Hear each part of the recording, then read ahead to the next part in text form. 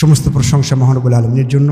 দরুদ এবং সালাম বর্ষিত হোক প্রিয় রসুল মুহাম্মদ সাল্লাল্লাহু আলাইহি ওয়াসাল্লামের উপর। আমরা মাহে রমাদানের একেবারে দোরগোড়ায় উপস্থিত হয়েছি, আর মাত্র এক সপ্তাহের ব্যবধানেই ইনশাআল্লাহ আমরা মাহে রমাদানে পদার্পণ করতে যাচ্ছি।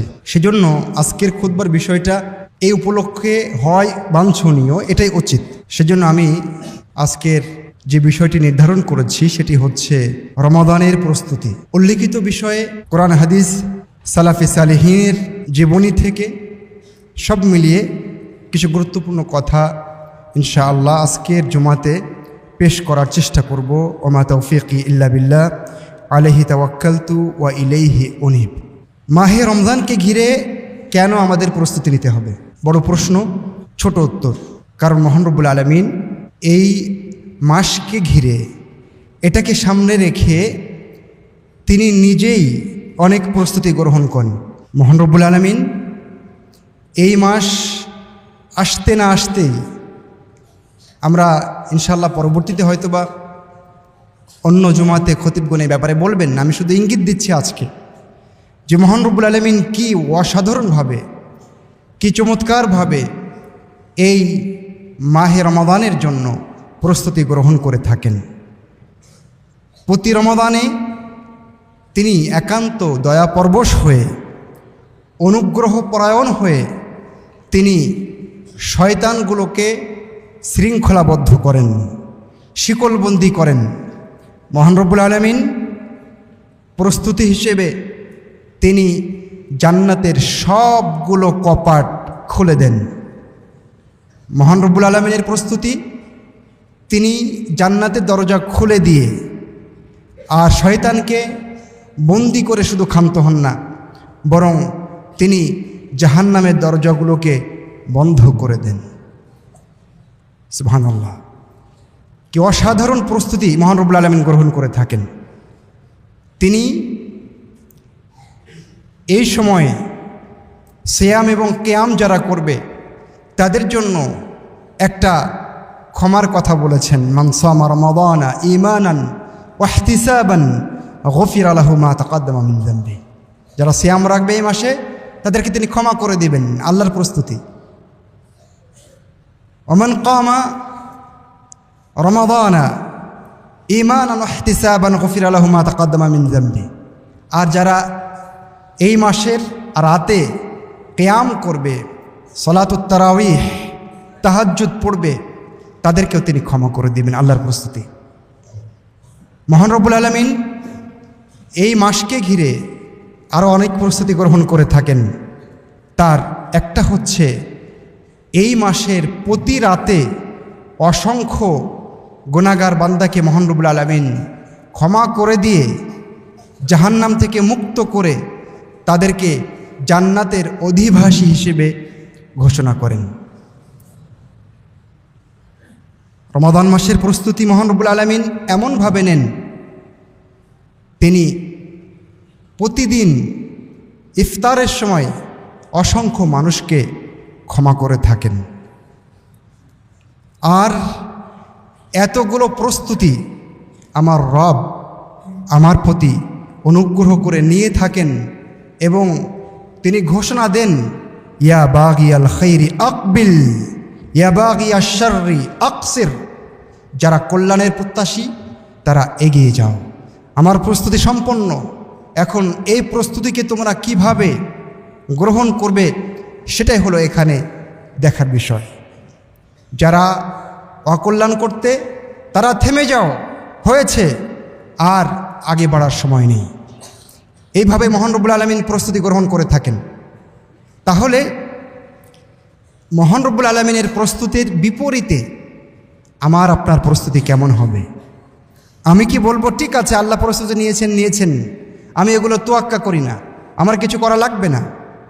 যদি মেহমান আসেন বাসায়, মেহমান যত বড় হয় প্রস্তুতি তত ভালো হয়, তাই নয় কি? এবং প্রস্তুতি অনেক আগে থেকে শুরু হয় যদি মেহমান বড় হয়।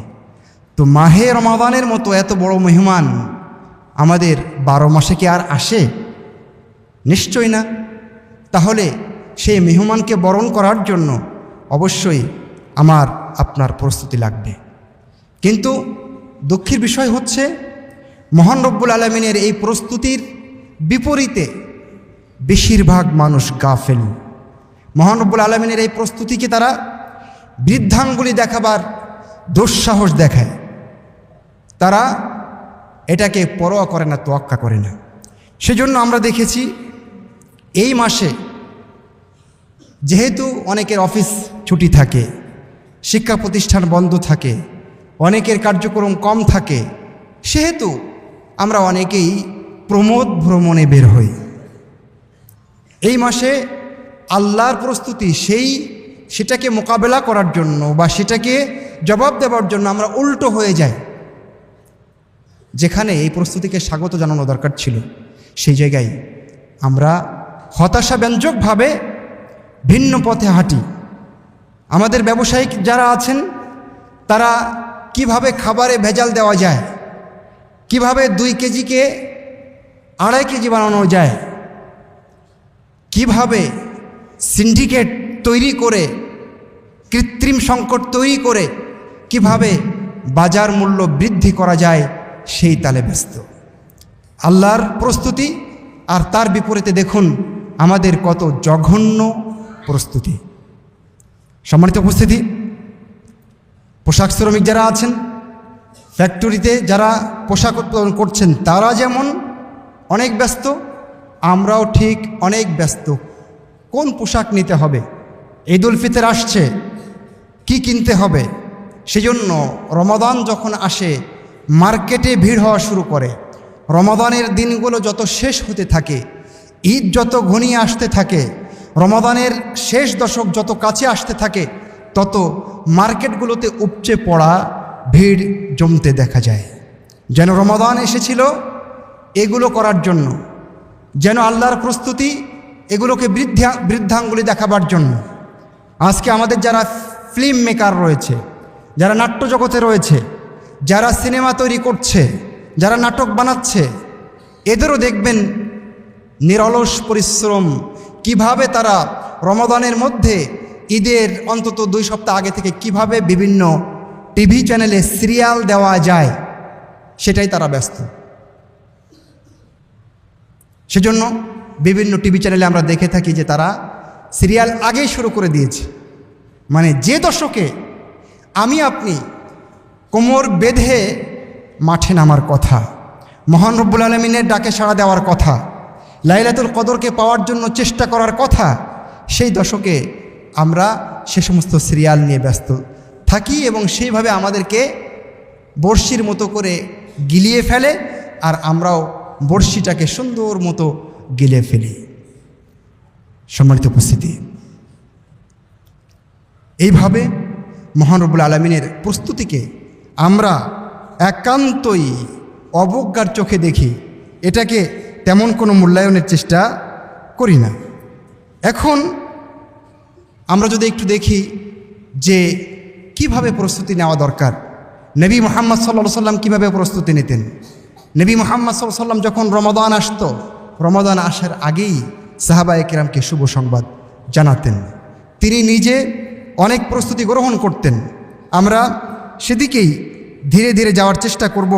তার প্রথম পয়েন্টে আমরা যে বিষয়টি নিয়ে কথা বলবো সেটি হচ্ছে আমাদের এই মাসে বেশি বেশি করে সিয়াম রাখতে হবে, যে ব্যাপারে হয়তোবা আমার বিশ্বাস বাইতুল হামদের এই মসজিদে আলোচনা হয়ে গেছে।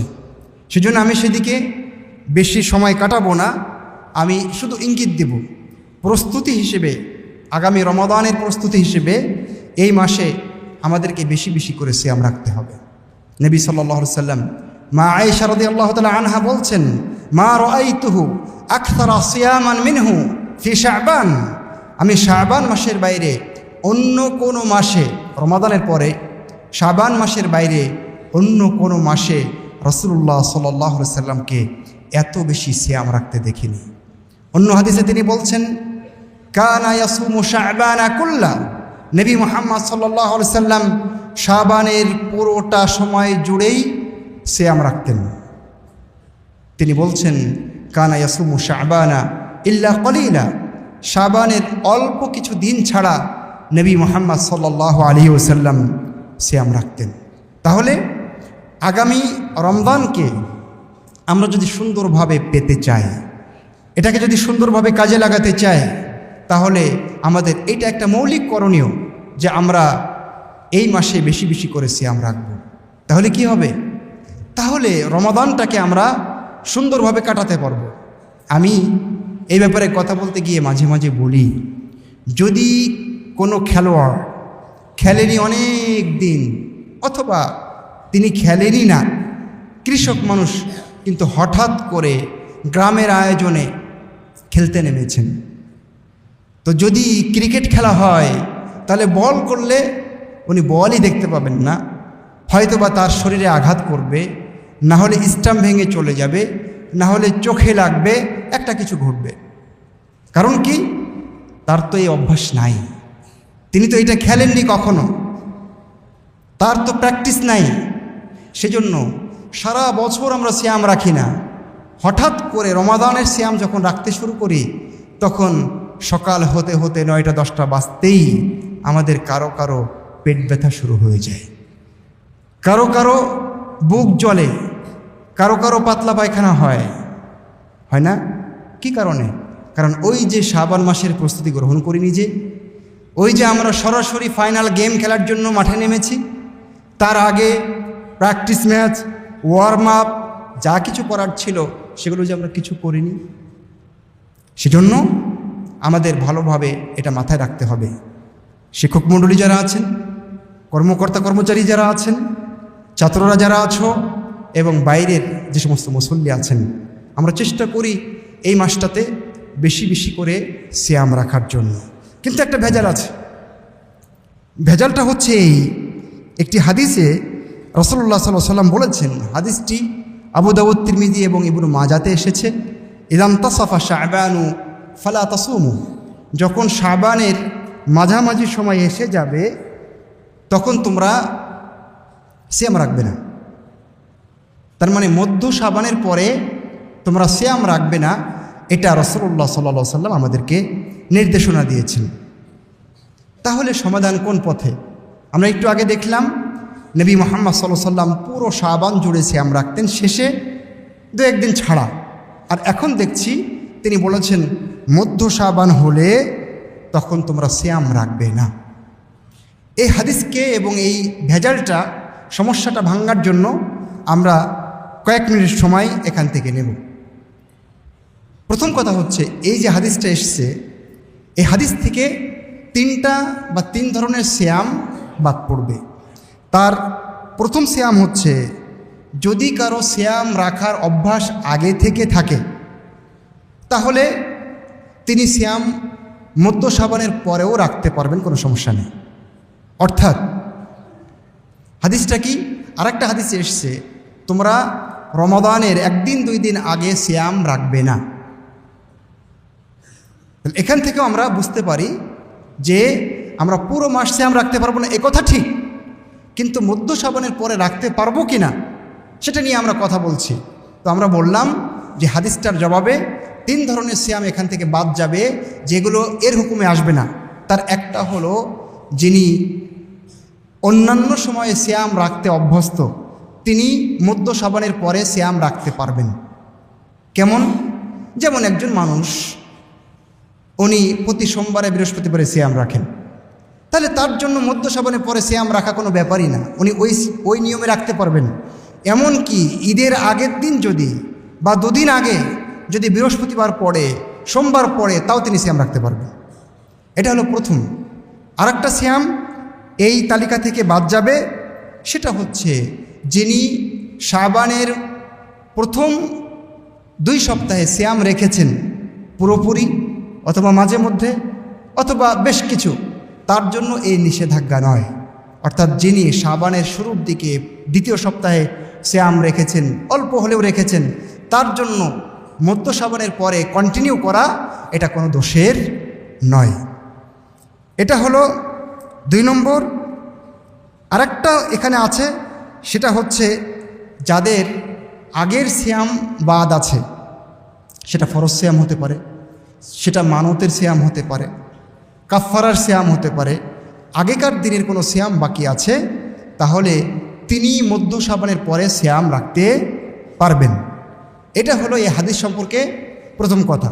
তাহলে প্রথম কথায় আমরা দেখলাম যে 3 ধরনের সিয়াম এখান থেকে বাদ যাবে। যাদের সিয়াম রাখার অভ্যাস সারা বছর, তারা মধ্য শাবানের পরেও সিয়াম রাখতে পারবেন বিশেষ বিশেষ দিনে। তারপরে যারা মধ্য শাবানের আগে সিয়াম রেখেছেন, তারাও মধ্য শাবানের পরে সিয়াম রাখতে পারবেন ইচ্ছা মতো, কোনো সমস্যা নেই। আরেকটা হলো যাদের আগের সিয়াম বাকি আছে, কাজা আছে, তারাও সিয়াম রাখতে পারবেন। সেজন্য এই ব্যাপারে ইমাম নববী রাহিমাহুল্লাহ কথা বলেছেন, এবং তার বক্তব্য থেকে যেটা উঠে আসে সেটা হচ্ছে এই যে আমরা শেষের 1 দিন 2 দিন সিয়াম রাখবো না, বাকি পুরো মাস জুড়ে সিয়াম রাখতে পারবো। তবে যে ব্যাখ্যা এখানে দেওয়া হয়েছে সেই ব্যাখ্যার আলোকে এখন আমরা যে মাসালাতে যাব, 2 নম্বর পয়েন্ট, সেটা হচ্ছে যখন শাবান মাসের মাঝামাঝি সময় আসবে তখন তোমরা সিয়াম রাখবে না। এই হাদিসের প্রথম কথা আমরা শেষ করলাম। দ্বিতীয় কথা হচ্ছে এই হাদিসটা আসলে সহি কিনা তা নিয়ে মতভেদ আছে। কেউ বলেছেন এই হাদিসটা সহি নয়, কেউ বলেছে হাদিসটা সহি। তো যারা বলছেন সহি নয়, তাদের কাছে এই হাদিসটা আমলযোগ্যই নয়। তাদের কাছে পুরো শাবান জুড়ে সিয়াম রাখা যাবে, শুধুমাত্র শেষের 1 দিন 2 দিন ছাড়া। তবে সেই শেষের 1 দিন 2 দিন সেই ব্যক্তি সিয়াম রাখতে পারবেন, ওই 2 দিনও সিয়াম রাখতে পারবেন সেই ব্যক্তি যার আগে থেকে সিয়াম রাখার অভ্যাস আছে, অর্থাৎ বৃহস্পতিবার পড়ে গেছে বা সোমবার পড়ে গেছে, তাহলে তিনি সিয়াম রাখতে পারবেন। এটা হলো ওই হাদিসের ব্যাপারে দ্বিতীয় কথা। ওই হাদিসের ব্যাপারে সর্বশেষ কথা হচ্ছে এই, যদি হাদিসটা সহিও হয় তবুও এই হাদিসে যে নিষেধাজ্ঞা এসছে ফালা তাসুমু, তোমরা সিয়াম রাখবে না, আমরা জানি নাহির দাবি হচ্ছে হারাম সাব্যস্ত হওয়া, আর নাহি ইয়াকতাদি আত-তাহরিম, এটা একটা সূত্র আছে। কিন্তু উলামায়ে কেরাম বলেছেন, শেখ মুহাম্মদ ইবনে সালেহ আল উসাইমিন বলেছেন, এই হাদিসের যে নাহি নিষেধাজ্ঞা, এই নিষেধাজ্ঞা হারাম বোঝায় না, বরং যদি কেউ সিয়াম রাখতে পারে, এটা হলো লিতানজি ওয়া লাইসা লিত-তাহরিম। এখানকার নিষেধাজ্ঞা হারাম প্রমাণের জন্য নয়, বরং না করলেই ভালো, এটাই বোঝানো হয়েছে। কথা বোঝা গেছে? তাহলে আমরা ভেজালটা আমরা শেষ করলাম। এরপরে আমরা রমাদানের প্রস্তুতির তালিকায় সিয়ামের পাশাপাশি আর কি রাখতে পারি? সিয়ামের পাশাপাশি আমরা আর যে কাজটা করতে পারি সেটা হচ্ছে তওবা সাদেকা, তাওবাতুন নসুহ, একেবারে ফ্রেশ হৃদয়ে মহান রব্বুল আলামিনের কাছে আমরা তওবা করতে পারি, এবং আমার মাঝে এবং আমার রবের মাঝে যত ঝামেলা হয়ে গেছে, যত পাপ করেছি, যত অপরাধ করেছি এবং করছি, সেগুলো থেকে মহান রবের কাছে প্রার্থনা করে তওবা করে ফিরে গিয়ে সেই জায়গা থেকে ফিরে আসতে হবে, এবং নিষ্পাপ একটা বদনে, নিষ্পাপ একটা হৃদয় নিয়ে এই রমাদানকে স্বাগত জানাবার চেষ্টা করতে হবে। এর পাশাপাশি আমাদের চেষ্টা করতে হবে আমার ভাইয়ের সাথে, আমার বোনের সাথে, পড়োশির সাথে, কোনো আত্মীয়ের সাথে, কোনো মানুষের সাথে আমার লেনদেনে সমস্যা ছিল, সমস্যা হয়েছে, রমাদান আসার আগেই সেখান থেকেও আমাকে নির্কণ্টক করতে হবে, সেখান থেকেও আমাকে দায়মুক্ত করতে হবে, সেখান থেকেও আমাকে সম্পূর্ণ ফ্রেশ করে নিতে হবে। অর্থাৎ রমাদান আসার আগেই নিজেকে একটা কি বলে পরিচ্ছন্ন করে নেওয়ার চেষ্টা করতে হবে। হতে পারে সেটা আপনার এবং আল্লাহর মাঝে ঘটে গেছে, আপনি তওবা করে নিয়েছেন। মহান রব্বুল আলামিন বলছেন, ওয়াতুবু ইলাল্লাহি জামিআন আইয়ুহাল মুমিনুন লাআল্লাকুম তুফলিহুন। সকল মুমিনকে মহান রব্বুল আলামিন দরদ ভরা কণ্ঠে ডাক দিয়েছেন এবং বলছেন যে তোমরা সবাই আল্লাহর কাছে তওবা করো, এবং তোমরা আশা করা যায় তোমরা সফল কাম হবে। আগার ইবনু ইয়াসার রাদিয়াল্লাহু তাআলা আনহু বলছেন, আল্লাহ রাসূল বলেছেন, ইয়া আইয়ুহান নাস তুবু ইলাল্লাহ ফাইন্নী আতুবু ফিল ইয়াউমি ইলাইহি মিয়াতা মাররা। সহিহ মুসলিমের বিবরণ, তিনি বলছেন, নবী মুহাম্মদ সাল্লাল্লাহু আলাইহি সাল্লাম বলেছেন যে হে মানব মণ্ডলী, তোমরা আল্লাহর কাছে তওবা করো, কারণ আমি মুহাম্মদ প্রতিদিন আল্লাহর কাছে 100 বার তওবা করি। সুবহানাল্লাহ। যে নবী মুহাম্মদ সাল্লাল্লাহু আলাইহি সাল্লামের আগের এবং পরের সব গুনাহ মাফ করে দেওয়া হয়েছে, সেই নবী মুহাম্মদ সাল্লাল্লাহু আলাইহি সাল্লামের যদি 100 বার তওবা করা লাগে, তাহলে আমার আপনার কি হওয়া উচিত? সেজন্য আমাদের তওবা করেই রমাদানটাকে পাওয়ার চেষ্টা করতে হবে। আমি এখানে একটা কথা আপনাকে বলি, যখন আমরা হজে যাই, কেউ হজে যাচ্ছে সারা জীবন টাকা জমিয়ে জমিয়ে হজে যাচ্ছেন তিনি, সেই সময় উনি কি করেন? উনি চান সব দেনা পাওনা মিটিয়ে নিতে, তিনি চান সব অপরাধ থেকে নিজেকে মুক্ত করে হজে যেতে, তিনি চান মানুষের সাথে যত লেনদেন হয়েছে সব মিটিয়ে হজে যেতে। কেন? কারণ হজে গিয়ে তিনি নিষ্পাপ হয়ে সদ্যজাত সন্তানের মতো নিষ্পাপ হয়ে ফিরে আসতে চান। সেজন্য তিনি সব মিটমাট করে যান। এই জন্য হাজিরা দেখবেন হজে যাওয়ার আগে বাসায় আয়োজন করেন, আত্মীয় স্বজন ডাকেন, পড়োশীদের ডাকেন, ডেকে একটা খায় দায়ের আয়োজন করে বিদায় নিয়ে সুন্দরভাবে পরিষ্কার মন নিয়ে মক্কাতে যান, ঠিক না? তাহলে হজকে যদি আমরা এভাবে মূল্যায়ন করি, তাহলে রমাদানকে কেন নয়? ও বুঝতে পেরেছি, কারণ হচ্ছে এই যে যেহেতু হজ মক্কায় গিয়ে করতে হয়, আর এই মেহমান তো বাসায় এসে গেছে, আমার ঘরে এসে গেছে, সেজন্য এই মেহমানের কোনো দাম নাই, তাই না? আমাদের ভাবখানা এরকম, হজে গিয়ে মেহমান পাচ্ছি, কিন্তু এই মেহমান তো আমাকে আমার ঘরে এসে কড়া নাড়ছে, সুতরাং ওটাকে যেমন মূল্যায়ন করি, এটাকেও মূল্যায়ন করার চেষ্টা করতে হবে। এটা হলো 2 নম্বর কাজ। 3 নম্বর কাজ, আমাদের কিছু প্ল্যান করতে হবে। রমাদানকে ঘিরে কিছু নিয়াত করতে হবে। সেই নিয়তের ভিতরে কি থাকতে পারে? কোরআন এই রমাদানে আমি কয়বার খতম করব? 1, 2, 3, 4, 5, 10 কয়বার খতম করব, তার একটা প্ল্যান এখানে তৈরি করতে হবে। যারা কোরআন পড়তে পারি না, যেহেতু কোরআনের মাস রমাদান মাস, আমাকে দৃঢ় প্রতিজ্ঞ হতে হবে যে এই মাসে আমি কোরআন শিখবই ইনশাআল্লাহ তাআলা। যিনি কোরআন পড়তে পারেন, তবে এখনও তোতলামি ভাব আছে, উচ্চারণ হয় না, শব্দগুলো ঠিক মতো বের হয় না, তাকে প্ল্যান করতে হবে তাজবিদটা এই রমাদানেই আমাকে শিখতে হবে।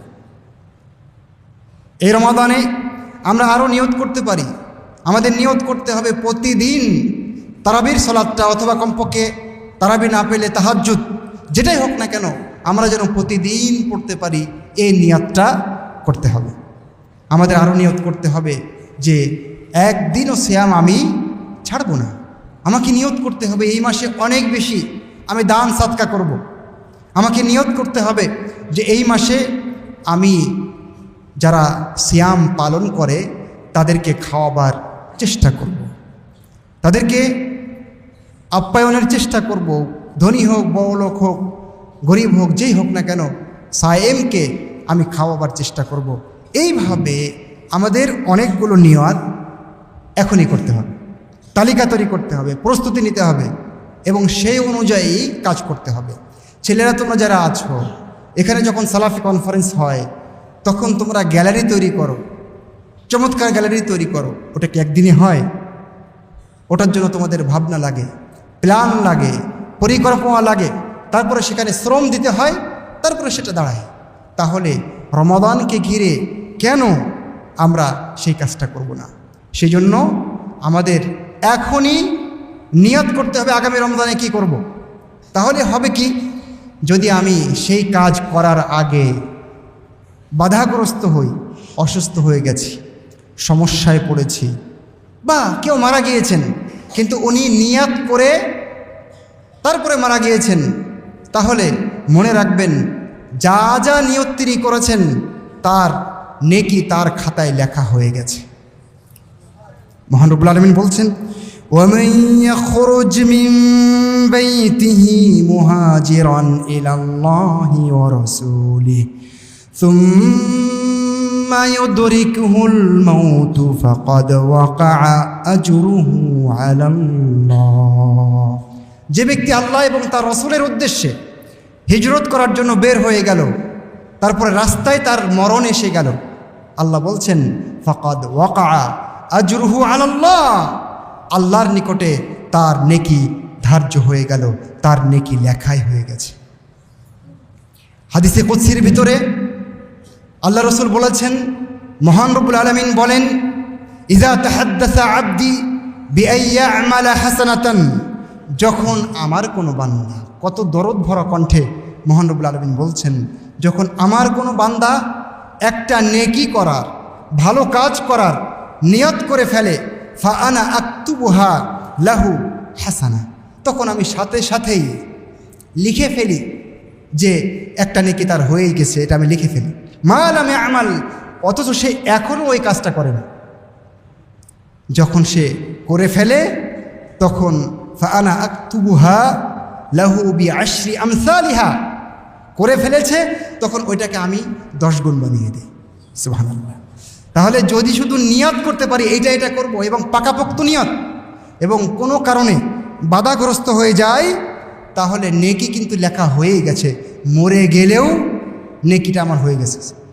সেজন্য হাদিসে এসেছে, যারা সুস্থ অবস্থায় তাহাজ্জুদ পড়তেন, সুস্থ অবস্থায় ভালো ভালো আমল করতেন, অসুস্থতার কারণে যদি তিনি সেই ভালো কাজটা করতে না পারেন, তাহাজ্জুদটা পড়তে না পারেন, আল্লাহ রাসূল সাল্লাল্লাহু আলাইহি ওয়াসাল্লাম বলেছেন, ওই যে নেকির পথ তিনি চালু করে গেছেন, ওইটা কিন্তু চলতেই আছে। সুবহানাল্লাহ।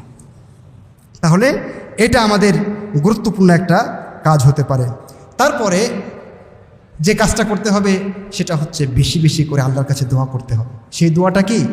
যেন আমরা এই রমজানটা পাই, পেয়ে যেন আমরা এই রমজানটাকে কাজে লাগাতে পারি। অবশ্য একটা দোয়া এসছে, আল্লাহুম্মা বারিক লানা ফি রজাবিন ওয়া শাবানা ওয়া বাল্লিগনা রমাদানা। তবে হাদিসটা যঈফ হওয়ার কারণে আমরা এই হাদিসটা গ্রহণ করি না।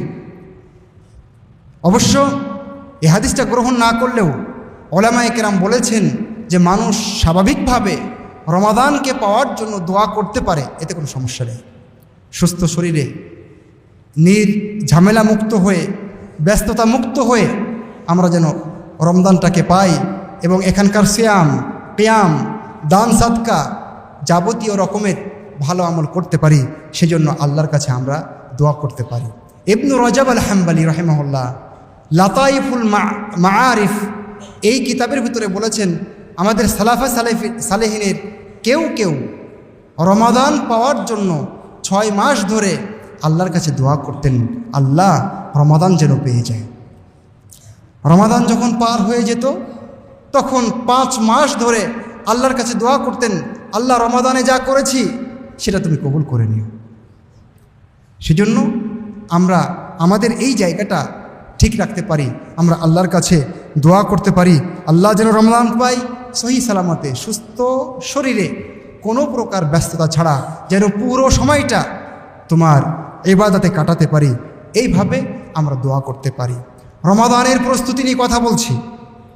আরেকটা কাজ হচ্ছে, যাদের বিগত দিনের কোনো সিয়াম বাকি আছে তারা শাবান মাসেই, সর্বোচ্চ শাবান মাসে শেষ করতে হবে। বিশেষ করে মা বোন যারা আছেন তাদের এরকম সিয়াম বাকি থেকে যায়, হায়েজের সিয়াম, মাসিক স্রাবের সিয়াম, তারপরে বাচ্চা প্রসবজনিত নেফাস বা প্রসূতি অবস্থার কারণে আপনি অনেক দিন সিয়াম রাখতে পারেননি, এই সমস্ত সিয়াম আপনার থেকে যেতে পারে। বাচ্চাকে দুধ খাওয়াচ্ছিলেন, সেই সময় সিয়াম রাখতে পারেননি, বাকি রয়েছে। পেটে বাচ্চা ছিল, সিয়াম রাখতে পারেননি, বেশ কিছুদিন সিয়াম বাদ গেছে। তো সব সিয়াম চেষ্টা করতে হবে রমাদান আসার আগেই শেষ করে ফেলার। এটা রমাদানের একটা গুরুত্বপূর্ণ প্রস্তুতি। এটা মা বোনদের জন্য বিশেষভাবে প্রযোজ্য, পুরুষদের জন্যও প্রযোজ্য যদি কোনো পুরুষের এরকম কোনো সিয়াম বাকি থেকে থাকে। মা আয়েশা রাদিয়াল্লাহু তাআলা আনহা বলতেন, কানা ইয়াকুনু আলাইয়া সাওম মিন আলাইয়া সাওম ফামা আস্তাতিউ আন আসুমা ইল্লা ফি শাবান। আমার উপরে অনেক সময় সিয়াম বাকি থাকতো, কিন্তু সেই সিয়ামগুলো আমি শাবান মাস ছাড়া আদায় করতে পারতাম না। তাহলে এটা রমাদানের একটা গুরুত্বপূর্ণ প্রস্তুতি।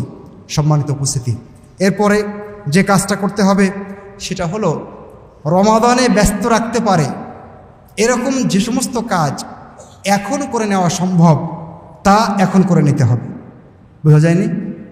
রমাদানে অনেক কাজ আমাদের আসবে, ঠিক আছে। যেমন আমি ধরে নিচ্ছি আপনার জন্য, আপনার স্ত্রী, পরিবার, সন্তানের জন্য কাপড় চোপড় কিনবেন, আরও অনেক কেনাকাটা থাকতে পারে, কোনো জায়গায় কোনো ব্যস্ততা থাকতে পারে, তাই না?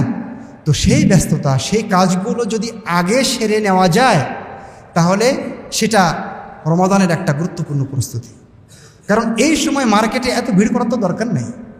নারী পুরুষ একাকার হয়ে যে এই ফজিলতপূর্ণ সময়গুলো এইভাবে জলে ভাসিয়ে দেওয়া, পানিতে ভাসিয়ে দেওয়া কোনো যুক্তি হয় না। সেজন্য যদি আগে কিনতে পারা যায়, আগে কাজটা সারতে পারা যায়, তাহলে সেটাই করে নিতে হবে। ঠিক আছে, আপনার ছেলের জামা লাগবে, আপনি এখন কিনলে কি পুরাতন হয়ে যাবে? কিনে রেখে দিন। কে বলেছে আপনাকে যে শেষ দশকের এই মহিমান্বিত দিনগুলোতে, রাতগুলোতে এই সময়টা আপনাকে নষ্ট করতে হবে? তাহলে এটা একটা গুরুত্বপূর্ণ প্রস্তুতি হতে পারে। আরেকটা রমাদানের প্রস্তুতির কথা বলি, সেটি হচ্ছে যে জিহাদের ময়দানে যেমন যেতে গেলে প্রস্তুতি নিয়ে নামতে হয়, তরবারি থাকতে হয়, জিহাদের নিয়ম জানতে হয়, নিজেকে সংরক্ষিত করবার জন্য, হেফাজতের জন্য প্রস্তুতি গ্রহণ করতে হয়, ঠিক তেমনিভাবে আমাদের চেষ্টা করতে হবে আমরা যেন সিয়ামের মাসলা মাসাইল জেনে সিয়াম শুরু করি, তাই না? কি খেলে সিয়াম ভাঙবে, কোনটা খেলে সিয়াম ভাঙবে না, ইঞ্জেকশন নিলে সিয়াম ভাঙবে কি ভাঙবে না, হাইজ হলে কি সিয়াম ভাঙবে, দিনের বেলায় যদি কোনো মানুষের, পুরুষ হোক মেয়ে হোক, স্বপ্নদোষ হয়ে যায় তাহলে কি সিয়াম ভাঙবে, কোন কোন কাজ করলে সিয়ামটা দুর্বল হয়ে যাওয়ার ঝুঁকি আছে। আচ্ছা, মিথ্যা কথা বললে তো হাদিসে এসছে সিয়াম রাখার কোনো মূল্য আল্লাহর কাছে নাই, তার মানে কি সিয়াম ভেঙে যাবে? এই যে বিষয়গুলো, এগুলো নখদর্পণে নিয়ে তারপরে সিয়াম শুরু করা উচিত। তাহলে আমি স্পষ্ট জ্ঞানের উপরে ভিত্তি করে সিয়াম রাখতে পারবো। রাসূলুল্লাহ সাল্লাল্লাহু আলাইহি ওয়াসাল্লাম যখন সলাতের কথা বললেন তখন বললেন সল্লু কামা রাআইতুমুনি উসাল্লি। আল্লাহ রাসূল সাল্লাল্লাহু আলাইহি ওয়াসাল্লাম যখন হজের কথা বললেন তখন বললেন খুযু আন্নি মানাসিকাকুম, আমার কাছ থেকে তোমরা হজের নিয়ম শেখো।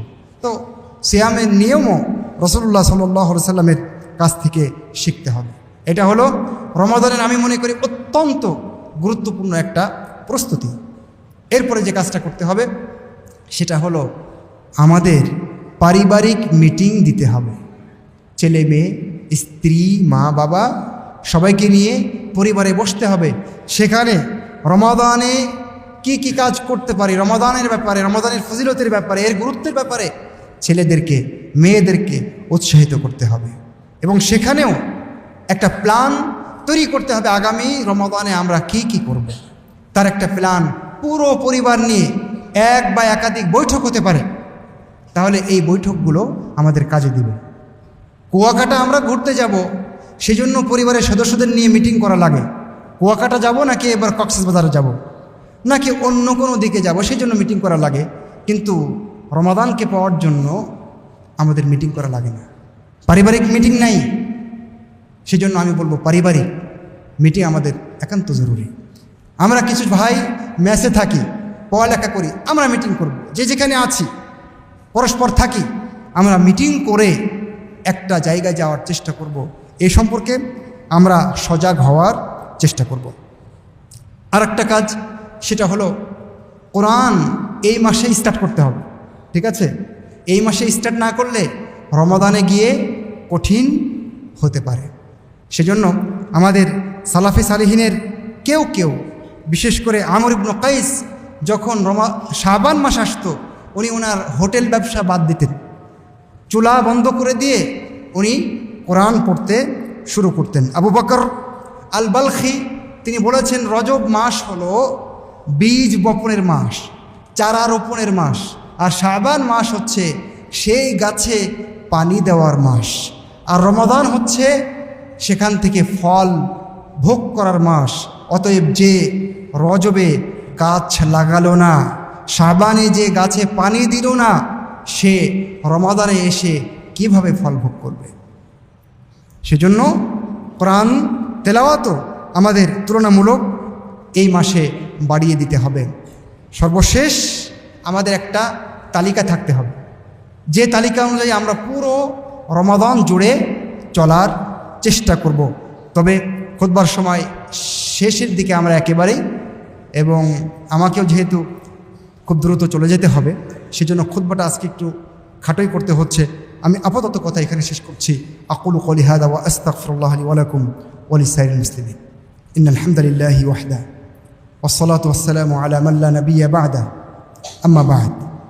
সম্মানিত উপস্থিতি, রমাদানের দিনগুলোতে সারা দিনের জন্য যদি আমরা একটা কর্মঘণ্টা তৈরি করি, আমরা যদি একটা সূচি তৈরি করি, আমরা যদি একটা প্রোগ্রাম সূচি তৈরি করি, তাহলে আমাদের জন্য খুবই ভালো হবে। তো আমি একটা প্রস্তাবিত সূচি আপনাদের সাথে শেয়ার করতে পারি। খুবই সংক্ষিপ্ত করে বলছি, দলিল ছাড়াই বলছি, কারণ দলিল বলতে গেলে সময় পাবো না।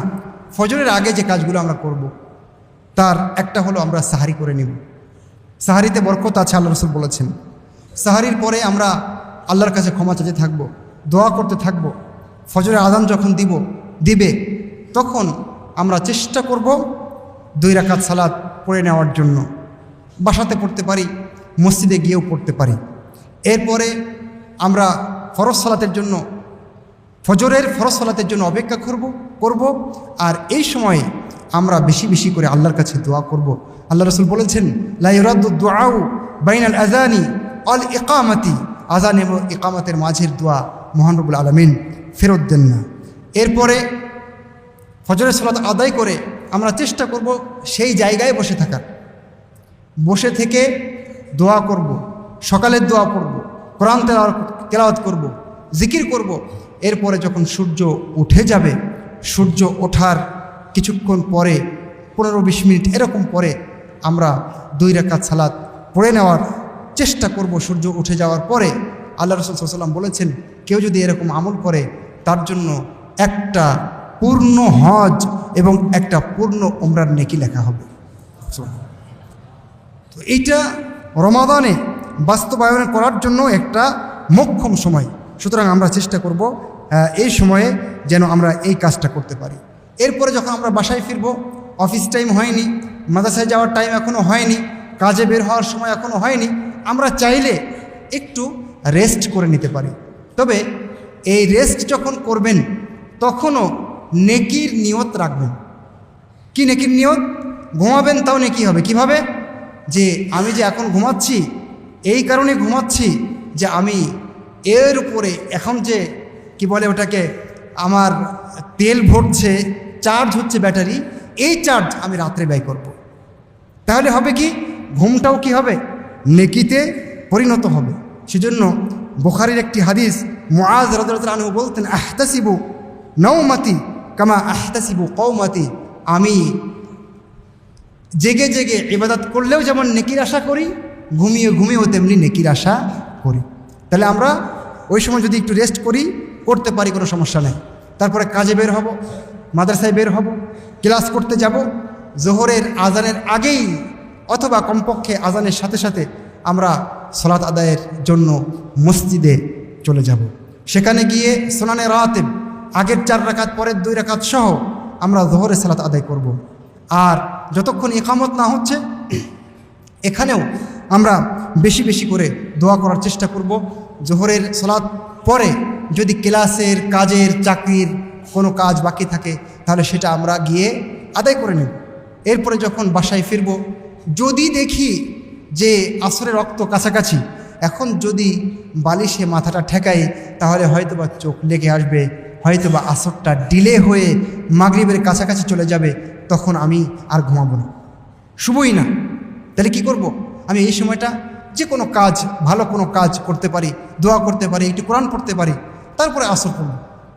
আসরের পরে আমি চাইলে রেস্ট করতে পারি, চাইলে কোরআন তেলাওয়াত করতে পারি, চাইলে বাড়ির কাজে সাহায্য করতে পারি, চাইলে যেহেতু কাজে ছিলাম আমার ছেলের পেছনে, আমার মেয়ের পেছনে, আমার নাতির পেছনে একটু সময় দিতে পারি। এই তো হয়ে গেল। এরপরে মাগরিবের আগ দিয়ে ইফতার করানোর কাজে ব্যস্ত থাকতে হবে। আমি ইফতার দিতে পারিনি, কিন্তু এক ভাই ইফতার দিচ্ছেন, আমি সেখানে গিয়ে সাহায্য করার চেষ্টা করব। আমরা সৌদি আরবে দেখতাম মসজিদে নববীতে কত হাজার হাজার মানুষ শুধুমাত্র ইফতার করানোর কাজে ব্যস্ত। সবাই কিন্তু দিচ্ছেন না, কেউ দিচ্ছেন, কেউ সাহায্য করছেন। তা আমরা যদি দিতে নাও পারি, কমপক্ষে সাহায্য করতে পারবো তো। আমি মনে করি রমাদানের গুরুত্বপূর্ণ কাজগুলোর ভিতরে এটা একটা। এরপরে আমরা ইফতার করব সঠিক সময়ে এবং সঠিক নিয়মে। ইফতার করার পরে আবার আমরা খানিক সময় বসে সেখানে সান্ধ্যকালীন জিকির আজকারগুলো করার চেষ্টা করব। তারপরে যদি টয়লেটের প্রয়োজন হয়, সেরে এসে উযু করে এসে বা সামান্য বাসায় ঘুরে আসতে পারি আমরা যদি মনে করি, আবার আমরা তারাবির সালাতের জন্য প্রস্তুতি গ্রহণ করব এবং পরিপূর্ণ তারাবির সালাতটা আমরা সুন্দরভাবে ইমামের সাথে আদায়ের চেষ্টা করব, শেষ পর্যন্ত থাকার চেষ্টা করব। তাহলে ইনশাআল্লাহ ওই হাদিসের আমরা আওতাভুক্ত হব যেখানে আল্লাহ রসুল বলেছেন যে মান কামা রমাদানা ঈমানান ওয়া ইহতিসাবান গফিরা লাহু মা তাকাদ্দামা মিন যামবি, ইনশাআল্লাহ আমাদের ক্ষমা করে দেওয়া হবে। সম্মানিত উপস্থিতি, এরপরে রাত্রে চেষ্টা করতে হবে। তারাবির পরে সময় নষ্ট করা যাবে না। তারাবি শেষ করে এসে অনেকে আড্ডা পিটায়, অনেকে রাত জাগার চেষ্টা করে, অনেকে মুভি দেখে, অনেকে খামাখা মোবাইল স্ক্রলিং করে সময় নষ্ট করে। খবরদার, এই কাজ করা যাবে না। তাড়াতাড়ি ঘুমাতে হবে। আবার যেহেতু আমাকে ফজরের আগে সুন্দরভাবে উঠতে হবে এবং আমাকে আবার ডিউটি করতে হবে, যেভাবে ডিউটি বলা হয়েছে ঠিক এইভাবে আমি একটা সংক্ষিপ্ত তালিকা বললাম। মহান রব্বুল আলামিন এর সাথে যোগ বিয়োগ করে আমরা সুন্দরভাবে তালিকা তৈরি করতে পারি এবং সেই অনুযায়ী আমরা একটা নিয়ত করতে পারি। তাহলে কিন্তু আমরা এই রমাদানটাকে সুন্দরভাবে কাটাতে পারবো, সুন্দরভাবে এটাকে বরণ করতে পারবো, সুন্দরভাবে এটাকে আমরা কাজে লাগাতে পারবো। মহান রব্বুল আলামিন আমাকে, আপনাকে, সবাইকে যেন সহি সালামতে সুস্থ শরীরে ঝামেলা মুক্তভাবে রমাদানটাকে পাওয়ার তৌফিক দান করেন এবং রমাদান পেয়ে যেন আমি আপনি জীবনের গুনাহখাতা সব ধুয়ে মুছে ছাপ করে যেন জান্নাতে যেতে পারি, জান্নাতের অমীয় শোধা যেন পান করতে পারি। এই রমাদান যেন আমার জান্নাত কিনে নেওয়ার একটা মোক্ষম সময় হয়, সুযোগ হয়। সেই ব্যবস্থা, সেই তৌফিক মহান রব্বুল আলামিন আমাদেরকে দান করুন। আমিন সুম্মা আমিন। আকুলু কওলি হাযা ওয়া আস্তাগফিরুল্লাহ লি ওয়া লাকুম ওয়া লিসাইরিল মুসলিমিন। হাযা আল্লাহু তাআলা আ'লামু ওয়া আহকাম ওয়া সাল্লাল্লাহু ওয়া সাল্লামা আলা নবিয়িনা মুহাম্মদ ওয়া আলা আলিহি ওয়া সাহবিহি ওয়া সাল্লাম। কুমু লিস-সালাত।